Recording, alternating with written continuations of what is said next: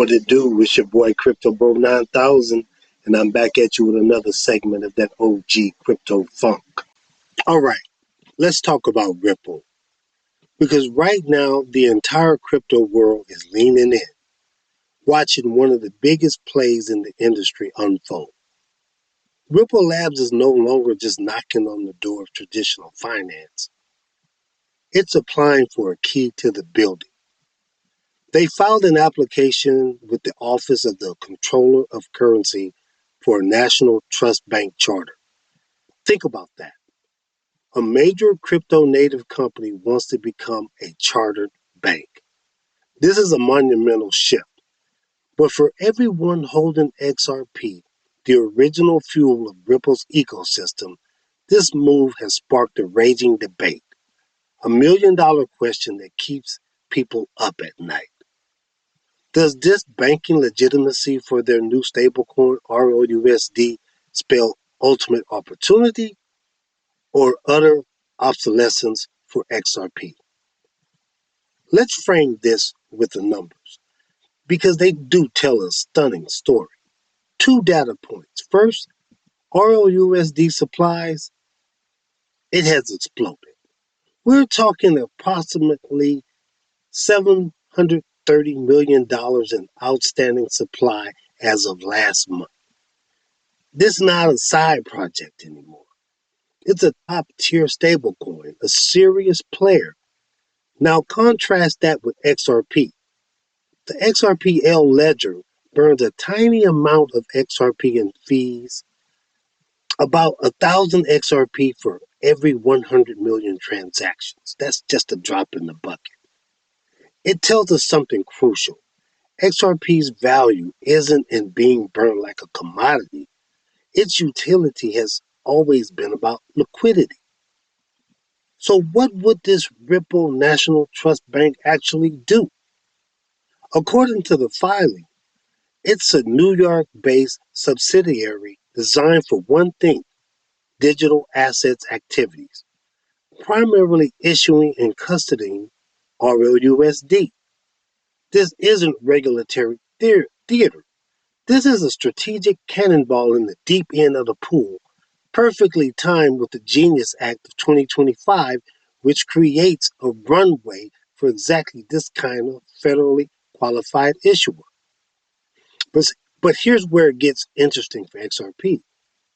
If Ripple gets this charter and secures a Federal Reserve master account, a big if, just ask the folks at Custodia Bank, then RLUSD reserves are held directly at the Fed. Settlement happens through Fed services. That's the holy grail of banking legitimacy. So the real question becomes, what does this mean for XRP's role? We have 2 main scenarios for that. Scenario 1 is the sidelining risk. Imagine enterprise payment flows that start and end in dollars. If they can settle entirely on RLUSD on the same ledger, why would they need XRP as a bridge? For pure dollar-to-dollar corridors, the bridge might just disappear. And that's the fear, that XRP gets bypassed. But then there's scenario 2, the supercharging effect.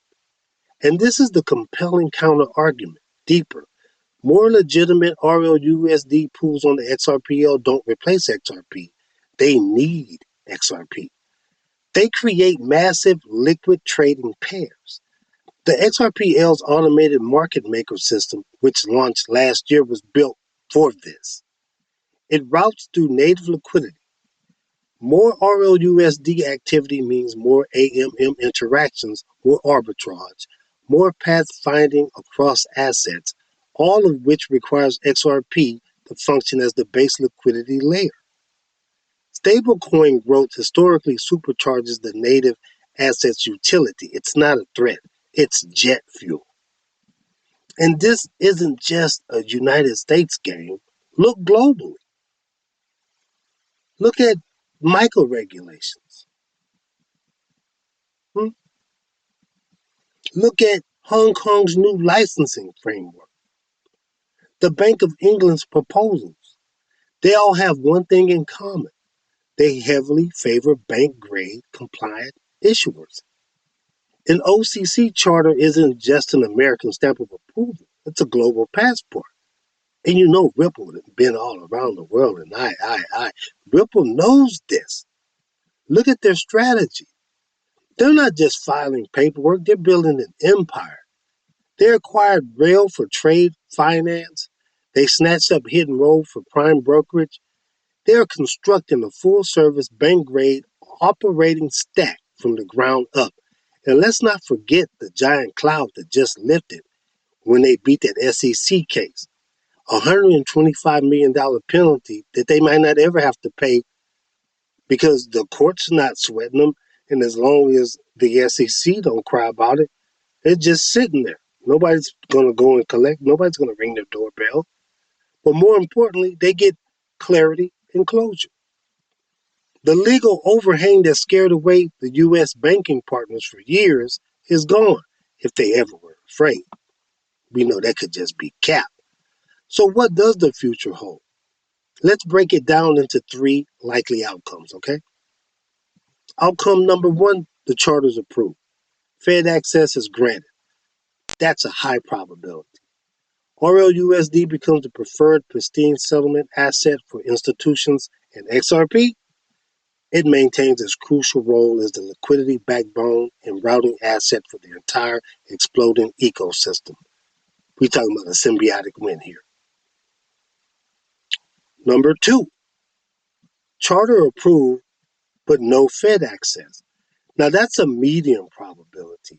RLUSD adoption is slower, more limited, but XRP still sees moderate utility increase from the mere fact of having a federally chartered stablecoin on this ledger. And number three, which is the low probability, is the charter is denied. The status quo continues. Regulatory uncertainty lingers. The bottom line, this isn't a cage match. RLUSD versus XRP is not a zero-sum game. The most likely outcome is role clarification. RLUSD becomes a digital dollar asset for settlement. XRP cements its role as native instrument for liquidity, fees, and network security. Banking legitimacy for RLUSD doesn't make XRP obsolete. It makes the entire XRPL more legitimate, more attractive, and more utilized. It brings institutional volume onto the ledger, and that volume needs XRP to move. The real winners aren't just Ripple Labs, it's the users. It's anyone who gets access to a federally regulated digital dollar, selling on one of the fastest, most efficient payment rails in the world. Powered by an asset that's finally, after all these years, playing with a clear rule book. So is it opportunity or obsolescence? The data, the strategy, and the momentum all point to one answer. This isn't the end for XRP. It might just be the beginning. If you want to subscribe to my channel, now's a perfect time to subscribe. Share this video because it'll help with the algorithm. And smash that like button because you know you want to smash. I'll catch y'all in these crypto streets. 9,000.